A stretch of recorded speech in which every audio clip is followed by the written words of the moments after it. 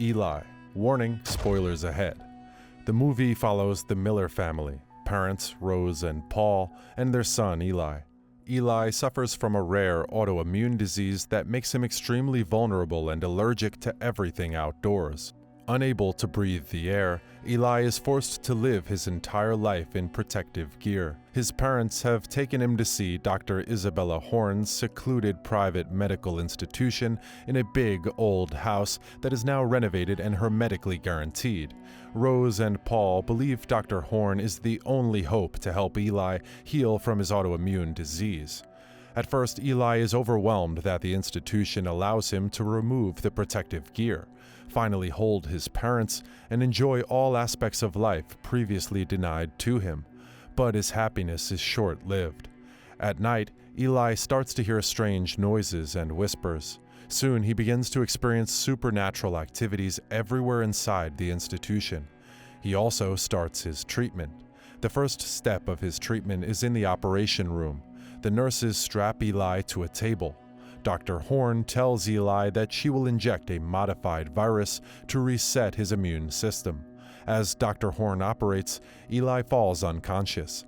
After the operation, when he gains consciousness, he is in excruciating pain. He wants to leave, but Dr. Horn tells him the pain is part of the treatment. After the procedure, Eli is in his room. He again hears the sounds coming from the window. He approaches the window and sees a girl outside. The girl gestures to Eli to come down. While he is trying to get to the girl, he finds a room with big glass windows. On the other side of the windows, he sees the girl, Haley. Eli makes friends with her. On his way back to the room, Eli notices a sealed room with lots of old furniture covered with a white cloth. Suddenly, he sees a girl's spirit appear. Eli starts to run, but the ghost is getting closer and closer. Eli trips and falls down. Behind the curtains, he sees a shadow, believing that it is a ghost. The curtains open, but it is his father, Paul. The supernatural activities increase. He tries to communicate with the ghosts and writes his name on the window via the mist and fogs it with his breath. The ghost writes him back. It erases his name and writes the word lie.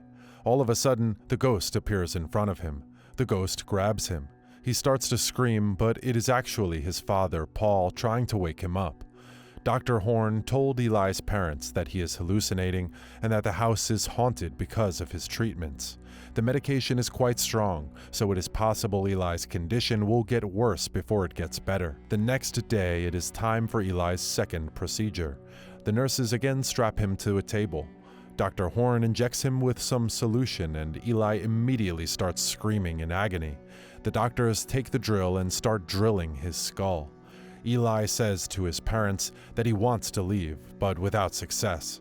He returns to his bedroom and again hears noises and sounds. In the bathroom, he notices a shadow walking behind the shower curtain. A hand reaches out to grab Eli. He starts running to the door, but it is locked. He is calling for his parents to help him. The ghost slowly starts to walk towards him.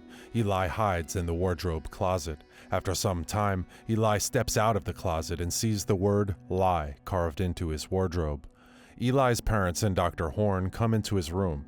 Eli tries explaining to them what is happening to him.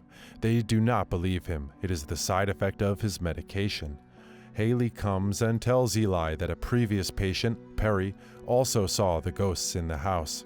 She tells him that all the patients died by the third final treatment. Eli starts hearing noises again. He investigates where the noises come from. Suddenly, 3 ghosts start to drag him around the house. They leave him at the house's front door.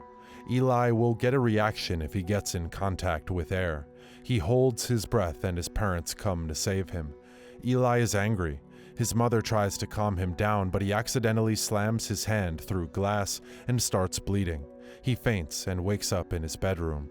He sees the word lie on his wardrobe and figures out that the word lie actually is the inverted number 317. Eli wonders if the spirits are trying to warn him about Dr. Horn's treatments. Eli meets with Haley again. She is the only person who believes Eli can see spirits in the house. Haley says to Eli that it is really strange none of the patients ever left the institution, implying that they all are dead. The number 317 is the passcode to Dr. Horn's office. Eli, without any success, tries to convince his parents that they should leave the institution immediately. His father deceives him into a false state of security. Then he tries to drug Eli into unconsciousness. Eli is confused and hurt and runs away. He hides inside the Horn's office. Eli decides he will investigate the office. There he discovers Horn's records of the past patients.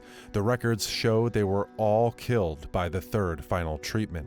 He finds an old photograph of Horn and her assistants all dressed as nuns. He discovers a hidden passage in the office to an underground room that has a circular stone monument and religious possessions. Soon, Horn finds Eli in the room and locks him in. Locked in a room, Eli experiences an allergic reaction and passes out.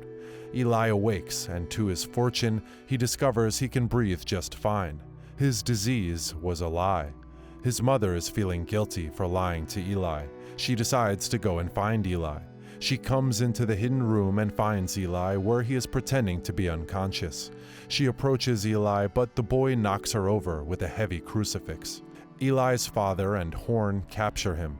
In the meantime, Eli's mother regains her consciousness. She finds that the heavy crucifix with which Eli hit her has a dagger. She also discovers that the stone monument hides the bodies of previous patients, bound and decorated with religious symbols.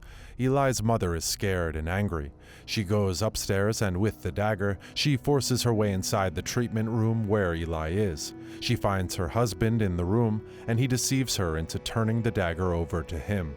Dr. Horn begins the third, final procedure on Eli. Eli sees that Dr. Horn is not reaching out for surgery equipment, but for the Bible and the holy water. Eli does not understand what is happening. He is trying to get himself free. Dr. Horn starts the ritual by chanting the Lord's Prayer. She is asking Saint Michael to help Eli. She takes the holy water and blesses Eli. She starts to perform an exorcism. All of a sudden, Eli's skin starts to burn and blister when the holy water touches his skin. The lights start to flicker and sparks fly. Dr. Horn takes the dagger and wants to stab Eli in the heart with it. She brings down the dagger, but suddenly the dagger stops millimeters away from Eli's heart. She tries to fight back, but it is futile. It seems that Eli is in control of her hand. Eli makes Dr. Horn stab herself in the heart. The nurses start to panic and try to escape the room, but Eli stops them. Eli stands on his feet and summons his powers. He uses telekinesis to lift the nurses up in the air. They start spinning around him, upside down, then burst into flame. Their bodies fall on the floor and set the house on fire. He turns to his mother and demands to know the truth. Rose finally tells him that she tried to have a son but could not. Only when she prayed to the devil, she was finally granted a son. Paul comes behind Eli's back with a dagger, but Eli kills him. Eli is the son of the devil. He has embraced his new powers and identity. Haley is waiting for him at the door and reveals to him that she and the other patients are half-siblings. They're all offspring of the devil. Haley wants to take Eli to his father. Rose appears right behind him. Rose gives Eli a coat and tells him it is cold outside. Eli and Haley get into the car and ordered Rose to drive them. Rose gets inside the car and starts to panic. Eli tells her to calm down and to breathe. They both smile and drive away.